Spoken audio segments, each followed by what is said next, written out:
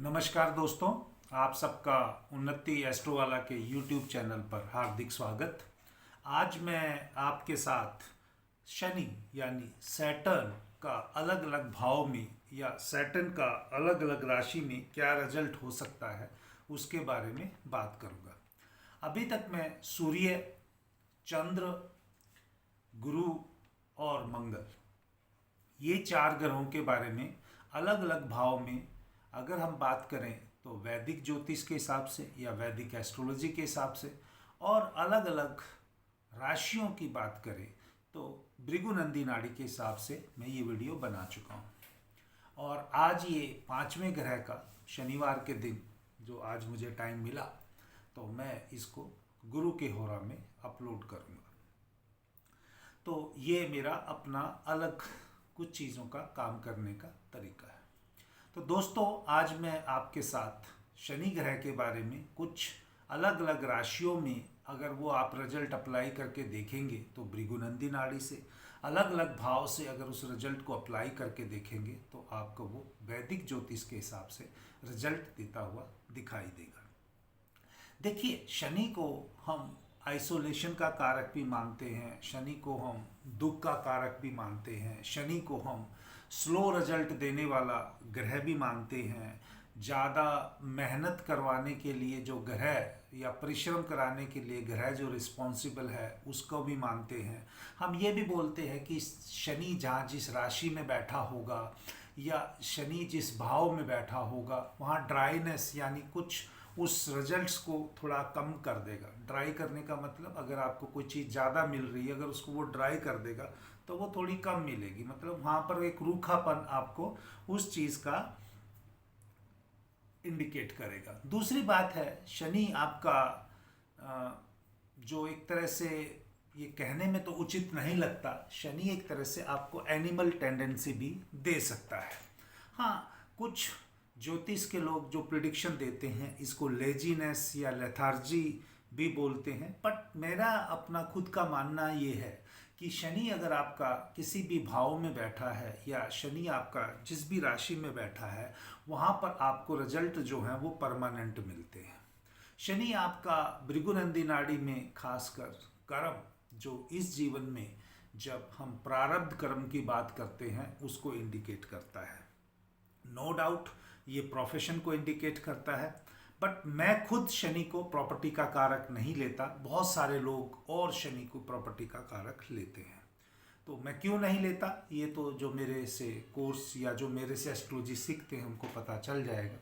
लेकिन किसी को मैं मना नहीं कर सकता, किसी को अपनी चीज़ों की राय थोप नहीं सकता। तो जिसको जिसकी जहाँ पर चीज़ें अच्छी लगेंगी, जिसकी जो एनर्जी लगेगी वो वहाँ पर लेगा। बट मैंने आपको अगर आज कुछ कहना है तो शनि को कर्म प्रारब्ध कर्म के लिए लीजिए, शनि को आप अपना प्रोफेशन को लीजिए। शनि से अगर आपको लेना है तो आप ये ले सकते हैं कि आपको वहाँ पर रिजल्ट उस राशि में या उस भाव में बहुत अच्छे मिलते हुए दिखाई देंगे जो आपको एक परमानेंट रिजल्ट देने की कोशिश करता है। मान लीजिए अगर मैं पहले जो सेंटेंस बोलूँगा वो वैदिक के हिसाब से बोलूँगा और दूसरे नंबर पे जो सेंटेंस बोलूँगा वो भृगुनंदी नाड़ी के हिसाब से बोलूँगा। तो क्योंकि वो अगर मैं मान लीजिए शनि अगर पहले हाउस में बोलता हूँ, Saturn in first house, that also means Saturn in Aries sign. तो लेकिन जो सेंटेंस होगा, जो उसका मीनिंग होगा वो पहले वैदिक के हिसाब से होगा। तो चलिए दोस्तों, सैटर्न इन फर्स्ट हाउस जो जातक होगा, क्योंकि फर्स्ट हाउस वैदिक में नेटिव को रिप्रेजेंट करता है तो वो थोड़ा सा डिप्रेसिव या टेंस टेंडेंसी वाला हो सकता है। उसको जीवन में ज़्यादा मेहनत करने पड़ सकते हैं अच्छे रिजल्ट प्राप्त करने के लिए, और उसको काफ़ी लेट स्टेज तक काम करना पड़ता है। उसके जो लुक्स हैं वो मैच्योर वाले हो सकते हैं, या उसकी जो स्किन होगी वो थोड़ी बहुत ड्राई लेवल की हो सकती है, जो उसमें इम्पेशेंस की कमी पाई जा सकती है, यानी वो इम्पेशेंट हो सकता है। Now the same result if I have to predict, because energy level दोनों का अलग है। मैं फिर कह रहा हूँ, भृगुनंदी नाड़ी से और वैदिक एस्ट्रोलॉजी से प्रिडिक्शन करने में कारक बिल्कुल अलग है। अगर मैं यहाँ पर बात करूँ, शनि जो अगर मान लीजिए एरीज साइन में है और मैं भृगुनंदी नाड़ी से उस जातक के बारे में बोलूं तो मुझे ये मालूम है कि वो जातक धीरे धीरे मेहनत करते हुए आगे एडमिनिस्ट्रेशन यानी हेड ऑफ डिपार्टमेंट की पोजीशन पे पहुंच जाएगा। और ये मैंने बहुत से चार्ट्स पे लगा के देखा है। और उसकी लाइफ में मेहनत होगी, बट मैं ये नहीं कहूँगा कि वो स्ट्रगल होगी। उसकी मेहनत में सैटर्न इन एरीज में वो मेहनत करता चला जाएगा, तो उसकी लाइफ में स्ट्रगल नहीं होगी। ये मेरा अपना मानना है। और यहाँ पर बहुत सारे और एस्ट्रोलॉजर्स हैं या जो और बहुत अच्छी प्रिडिक्शंस देते हैं, वो इसको डिफरेंट वे में लेते हैं। मेरा वहाँ पर उनके साथ कोई इस चीज़ को लेके डिबेट या कोई आर्ग्यूमेंट नहीं है। लेकिन अगर मेरी एनर्जी ऐसी है तो मेरे पास वही लोग आएंगे जिनका अगर सैटर्न एरीज में है, तो मेरे पास वही आएंगे जो आके ये बोलेंगे कि हाँ भाई हमारा सैटर्न एरीज में है और हमने लाइफ भर मेहनत की है, और लाइफ भर मेहनत करने की वजह से चाहे हमारा शनि नीच का है, लेकिन हम अपनी कैरियर की या अपने प्रोफेशन की ऊंचाइयों को हमने छुआ है। ये मेरा अपना खुद का ऑब्जर्वेशन है, और इसी करके मैं इसके बारे में बड़ा ओपनली बोल रहा हूँ। दूसरा, अगर मैं ये बात करूं कि भाई शनि, हाँ, कि वो अगर एरीज साइन में है और एरीज साइन में से होते हुए अगर वो टेक्निकल काम करता है, स्टिल उसका और अच्छा रिजल्ट दे सकता है। हाँ, ये मैं ये भी बोल सकता हूँ, सैटर्न अगर सैटर्न अगर एरीज साइन में है तो ये जो जातक है थोड़ा डार्क एंड हैंडसम पर्सनैलिटी वाला हो सकता है। और उसको कई बार ऐसा लग सकता है कि यार मेरी जो मेहनत है उसके अनुसार मुझे रिजल्ट उतने टाइम पे क्यों नहीं मिलते, टाइमली रिजल्ट की उसको इशू रह सकता है। ये मैं भृगुनंदी नाड़ी से बोलता हूँ। Next, Saturn in second house, that means वैदिक के हिसाब से मैं बात करूं तो सेकंड जो हाउस है वो वेल्थ का है, स्पीच का है। तो इस जातक की जो प्रोग्रेस है, वेल्थ एक्यूमुलेशन यानी धन इकट्ठा करने की जो बात है, वो यहाँ पर इसकी स्लो रहेगी, प्रोग्रेस धीरे रहेगी। धीरे धीरे वो अपनी संपत्ति को अवश्य ही बढ़ाएगा। दूसरा ये है कि ये खाने पीने से संबंधित भी है, तो इस जातक को थोड़ा सा नमकीन खाना पसंद आ सकता है। या आप कह सकते हैं कि भी सैटर्न जो है ऑयली फूड को इंडिकेट करता है। सैटर्न जो है वो थोड़ा सा बासी खाने को, जैसे ब्रेड टाइप के जो खाने हैं, जो ब्रेड जो मतलब बेकरी पे मिलता है, वो कई दिन उसकी वैलिडिटी लिखी रहती है। और जैसे हम चपाती घरों में खाते हैं तो वो चपाती हम ताज़ा आटा गूंथ के बनाते हैं, मतलब तो ऐसा जातक जो होगा सैटर्न इन जो सेकंड हाउस होगा उसको पुराना खाना पसंद होगा।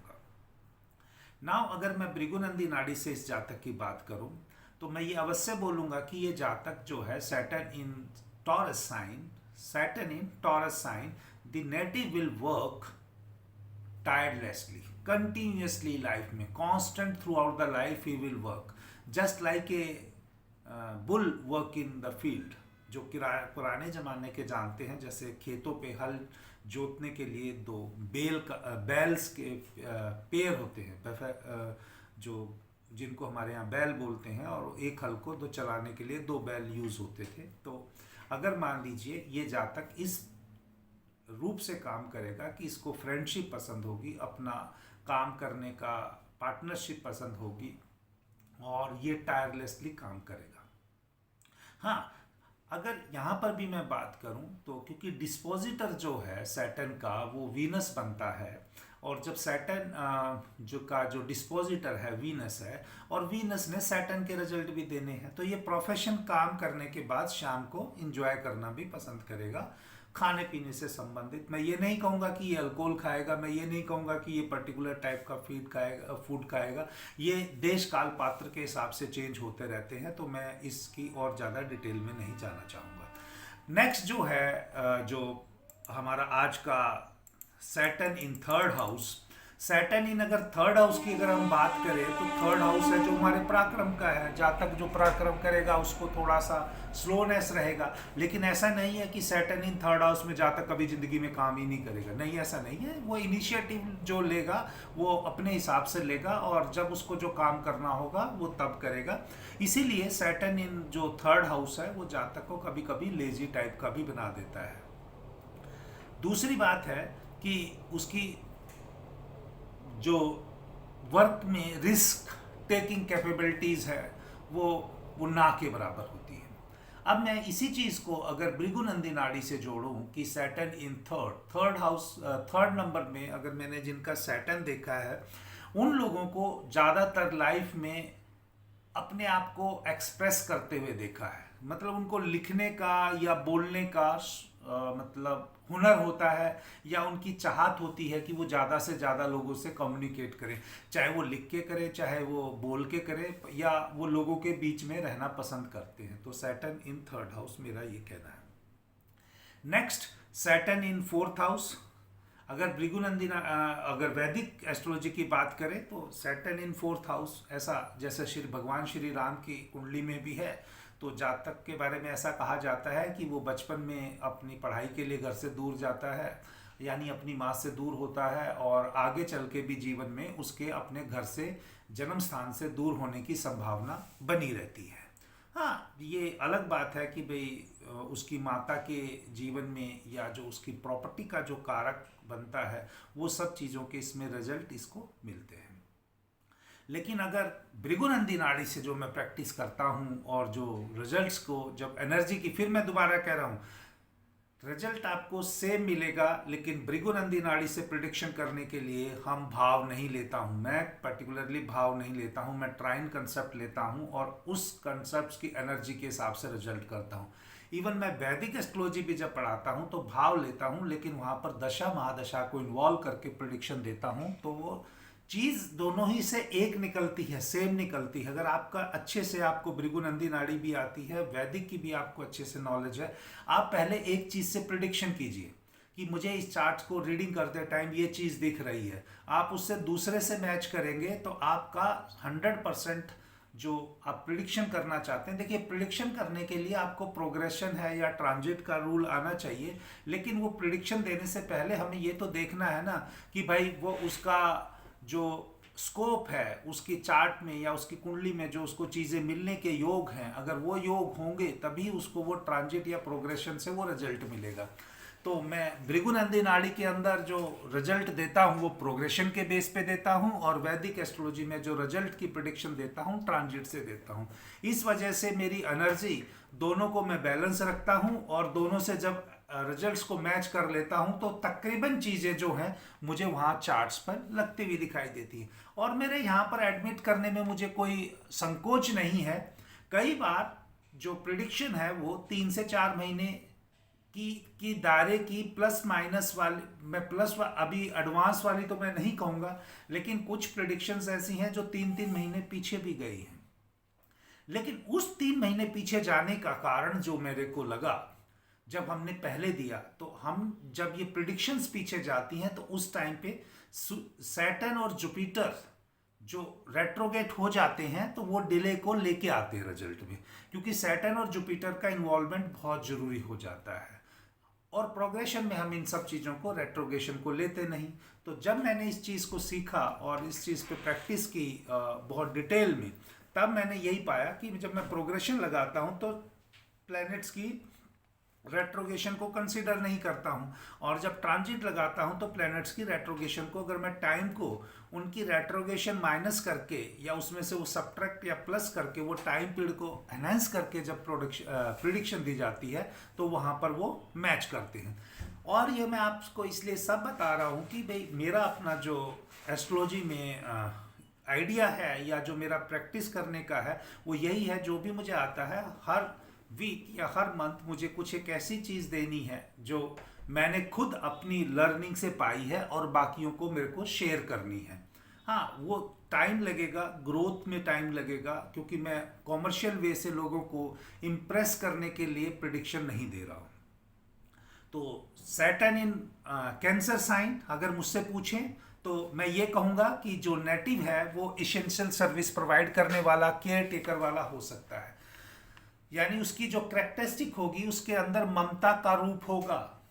और वैसे अगर आप वैदिक की बात करें तो 4 नंबर जो है वो माता का रूप भी है। लेकिन यहाँ पर अगर मैं भृगुनंदी नाड़ी की बात करूँ तो Saturn in 4, Saturn in Cancer, that means the native is going to be very emotional type, and he is going to take care, or he or she is going to take care in his profession or her profession, irrespective वो profession चाहे teaching का है, चाहे वो उसका nursing का है, या कहीं पे इवन आर्मी का भी है। आर्मी में भी ऐसा है कि बहुत सारे लोग होते हैं जो केयरिंग करते हैं या इमोशंस के साथ दूसरे को सपोर्ट करते हैं। सारे के सारे आर्मी में युद्ध नहीं करते हैं। तो ये सब अपनी सोचने की और अपनी एनर्जी का यूटिलाइजेशन करने की बात है। इसी प्रकार से अगर मैं बात करूं Saturn in fifth house, Saturn in fifth house, खासकर रेट्रोगेट सैटर्न का वैदिक के अंदर मैंने देखा है जहाँ तक पढ़ाई लिखाई में अच्छा नहीं होता है, उसकी किसी भी वजह से पढ़ाई पूरी नहीं हो पाती।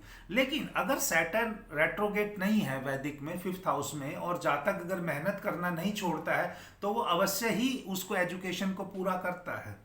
हाँ, उसको एजुकेशन को पूरा करने में अगर वो नॉर्मल एजुकेशन करता है तो उसको थोड़ी दिक्कत होती है। अगर वो सैटर्न के कारक तत्व की या पॉलिटिकल साइंस की या जो पॉलिटिक्स टाइप की है, या आप कह लीजिए टेक्निकल सब्जेक्ट्स की अगर वो स्टडी करता है, तो उसमें ये सब प्रॉब्लम नहीं आती है।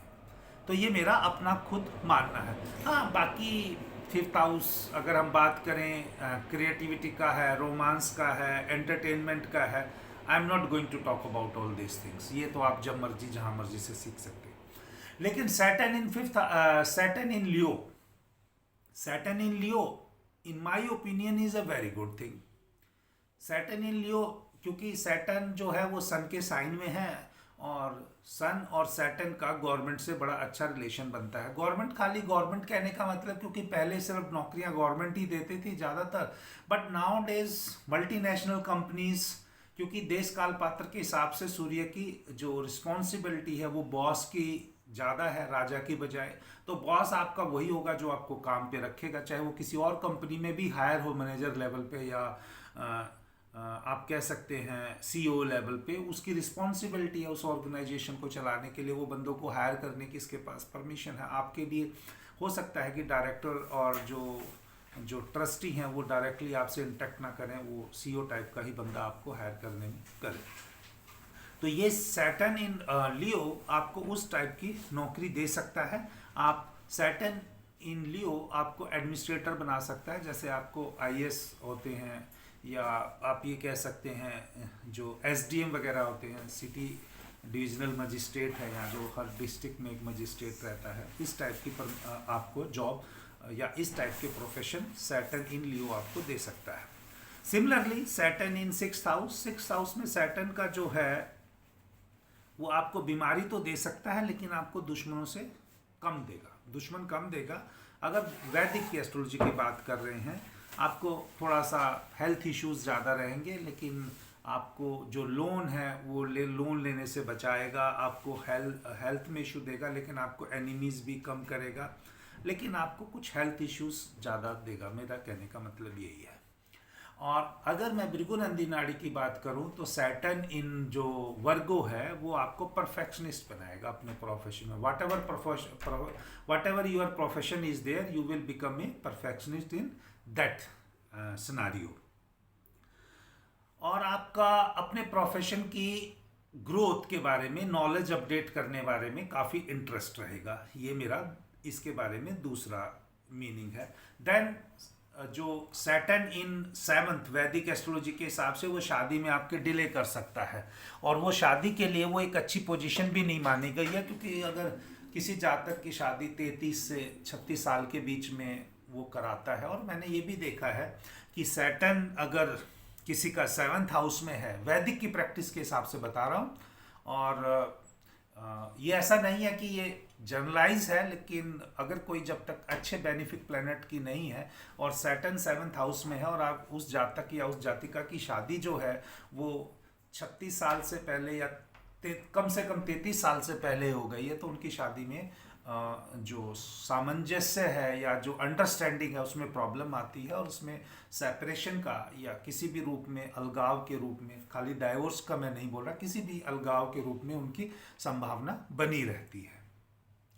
तो मैं कई बार ये कहना पसंद करता हूँ, अगर कोई मेरी बात समझना चाहे, अगर सैटर्न सेवंथ हाउस में है, सैटर्न अगर सेवंथ हाउस में है, तो उस जातक को जितना पॉसिबल हो लेट मैरिज करनी चाहिए, एटलीस्ट 30s में एंटर करने के बाद।